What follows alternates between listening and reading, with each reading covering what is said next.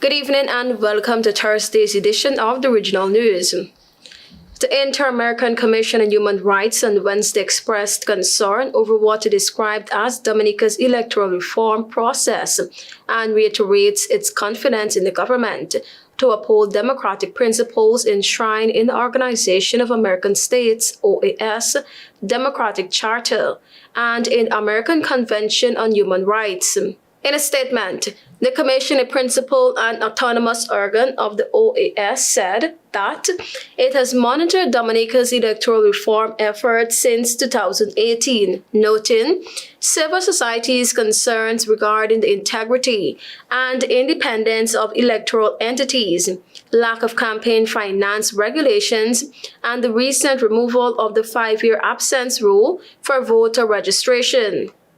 The financing of voter transportation from abroad by political parties has also been flagged as an issue by the electoral missions.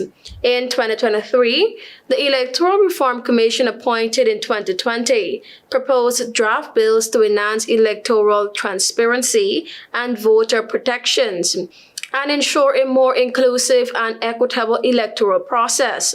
It recalled that in May 2024, the government introduced 3 pieces of legislation, namely the Registration of Electors Bill and accompanying regulations, the House of Assembly Elections Bill, and the Electoral Commission Bill.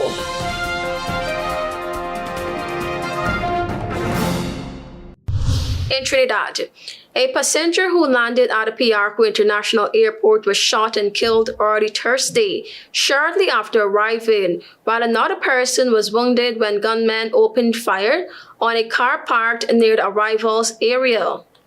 According to police reports, gunmen opened fire on the vehicle, fatally wounding 1 occupant, and the second man managed to flee the scene. An investigation is now underway. The airport shooting is the 2nd homicide since the state of emergency officially ended on April 13. The state of emergency that was declared on December 30, 2024, followed a deadly weekend in Port of Spain, where 6 people were murdered.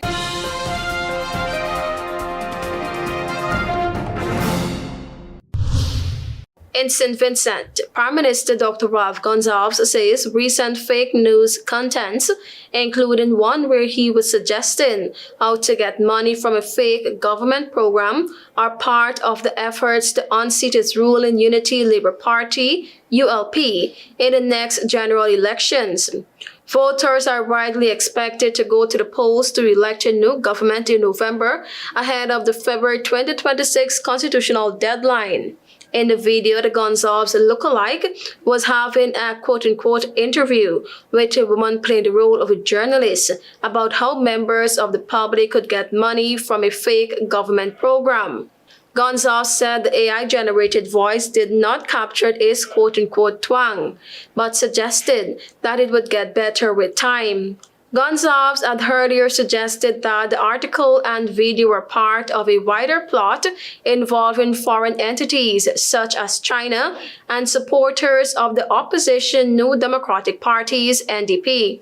Gonsalves said historically the people who want to sell St. Vincent and the Grenadines passports pay a company to run the campaign. The ruling ULP is not in favor of the CBI program, under which foreign investors are granted citizenship of the St. Vincent and the Grenadines in return for making a substantial investment in the socio-economic development of the country. Thank you for watching. I am Tiana Cole.